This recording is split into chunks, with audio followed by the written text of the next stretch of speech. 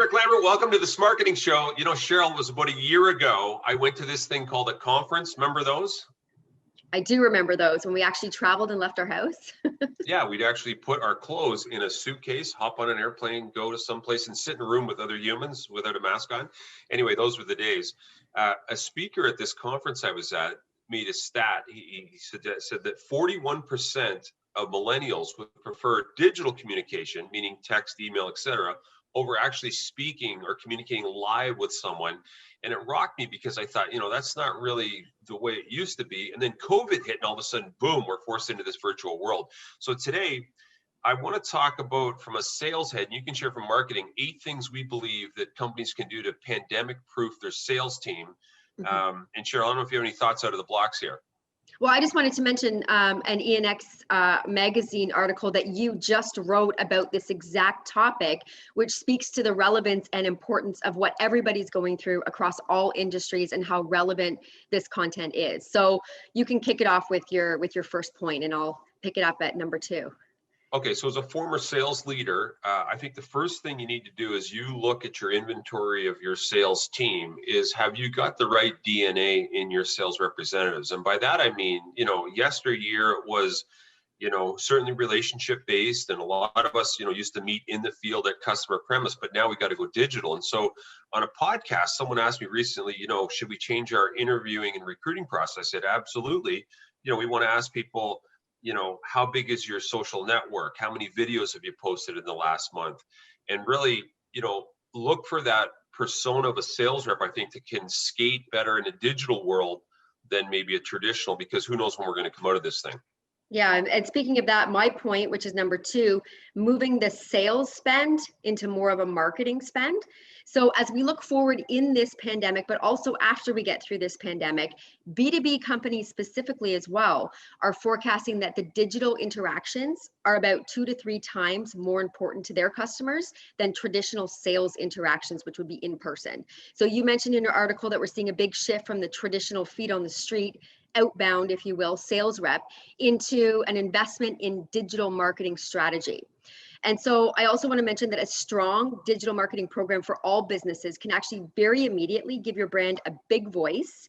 It can actually create awareness. It can boost consideration rates, which means more leads, which is what you want. And a well-executed plan will touch more potential buyers than any human ever could before, during, and after this pandemic is over. And Cheryl, as a traditional sales guy, I fought that for a long time, but then I realized, air coverage, okay, versus, marching on the ground, you can cover more. I think you need both, by the way. My second thing to pandemic proof would be for sales leaders to rethink their activity mix, okay? I grew up in an era where it was 200 touches a week, X number of touches per month, phone calls, emails, door knocking, etc.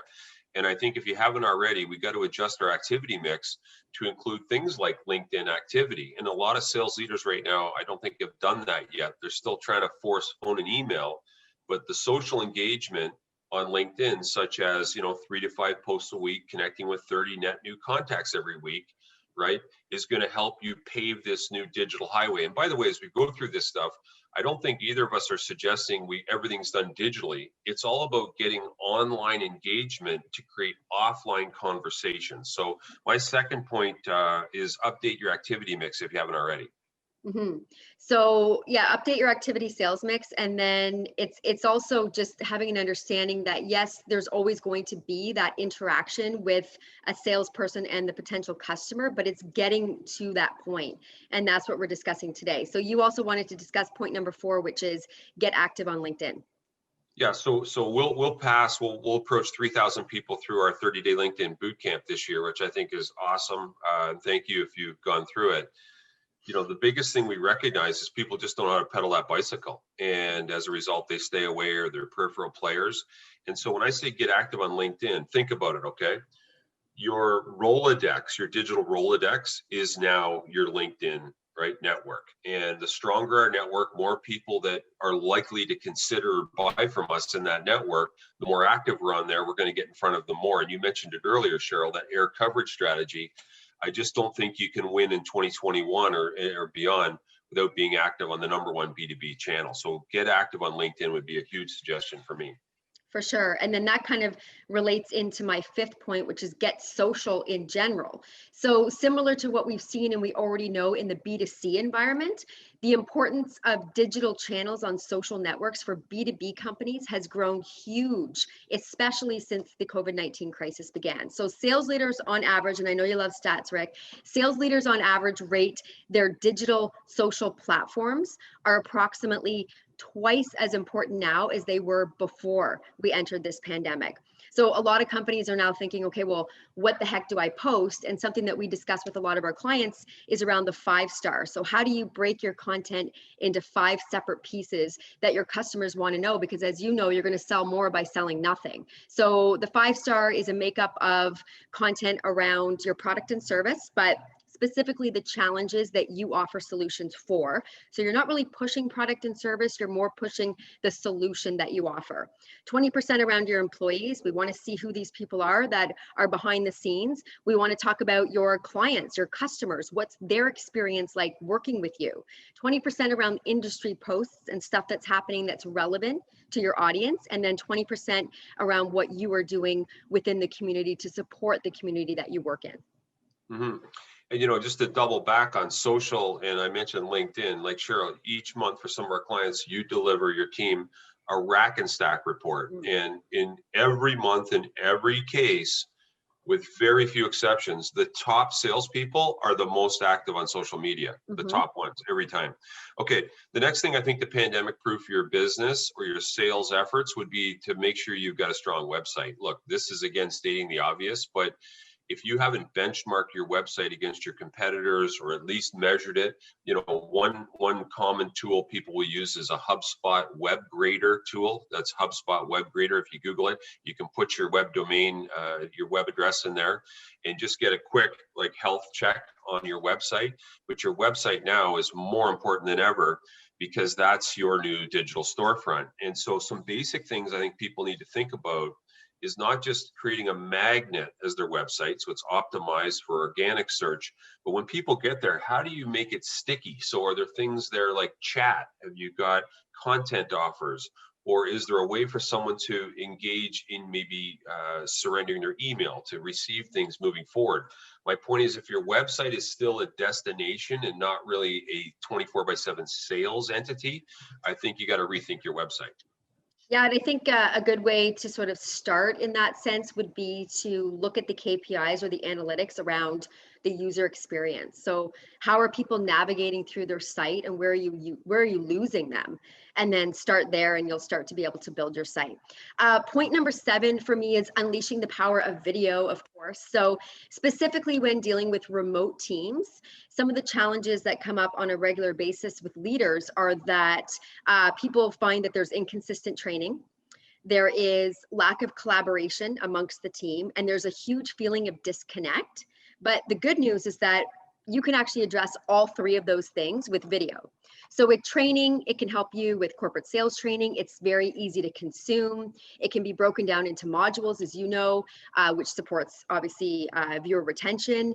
It's usually compelling to watch, hopefully. And also employers can track whether their employees are actually engaging and actually obtaining what they're supposed to in the content. The second is collaboration. So it's really easy for companies to create like an online forum. You could do this on a private YouTube channel as an example. You can talk about things like making deals. You can talk about prospecting. You can talk about new offers. You can also answer questions, and employees can actually start posting their own videos. So it's a great way for the team to collaborate that way. And then the third is connection. So a remote salesperson, as an example, can feel, I know I do at times, very isolated and sort of cut off from the team collectively because it's hard. But video is a really great way to boost morale. You can establish emotional connection with the executive team. You can actually create like motivational messages for your team. You can set out objectives and send videos that way. You can acknowledge top performers within your organization. You can do some funny stuff. You can actually get your staff to create videos that will be sent out to the organization as well. So video is huge, and it's only growing as we head into 2021. And, if people are interested in video, I know we've done multiple episodes on that topic, which continues to evolve. And, I just find, I said to someone this morning on a call, like, I don't find people are reading anymore. They're skimming, but they may stop for a video. Okay, my 8th point I had in the article was, if you're running a sales team and you're trying to pandemic proof your sales team, which is the topic, you got to be calling high every time, meaning the business owner of the account you're calling into. And this is why, look, calling high isn't a new concept. Although if I was a sales leader, and you could try this, if you are, ask your reps to start copying you in on some of their prospecting activities. Maybe it's an email, for example, to see where they're targeting in terms of these new accounts we're trying to get into. And so by calling high, look, I believe as a business owner, if someone says to me in our company, someone came to someone in our company and said, hey, I think this is a good idea for sell to win or into, the person in middle management sometimes a little uneasy about suggesting things, not in our business maybe, because I like all ideas you have, but in a lot of companies, that middle manager is afraid to make a recommendation because, maybe their job's on the line or whatever, or they may be exposed from a vendor that they've got a relationship right now. But we're coaching sales teams with a high effective rate. Call high to get that initial meeting. Mhm. And just to prove it, I'm not just talking on the show. Last year, I did an episode which was videotaped. We had cameras in the cars, and I traveled with a sales rep in the field, a technology sales rep. It was called Canadians in Cars Making Cold Calls. And the biggest takeaway was, he gave me an account list the night before, and in every account I called the owner every time. The owner, the owner, the owner every time. And the rep couldn't believe how, by calling the owner with a value proposition, right, how we initiated a first call as a next step versus calling into middle management and they're all set, et cetera. So my closing point would be, when you're hunting for new business, you got to call high every time. Not a new concept, but too seldom executed would be my last point. That's a good point. And just before we wrap up, we're going to actually put the link to the article in the description of the show. So if anybody wants to kind of go through and read all the stuff that we discussed today, you can find it there. Great. Cheryl, just in closing, there's an old saying, right? There's 3 types of people, right? And there's those that, watch what's happening, those that make things happen, and those that ask what happened. And really the question is, as we fast forward these ideas, which one will you be, right? So hopefully you're the one that's going to make these 8 things happen. And thank you very much for joining us today. Absolutely. Thanks, everybody. It was great to see you. And we'll see you next week on the Smarketing Show. All right. Can't wait. See you then.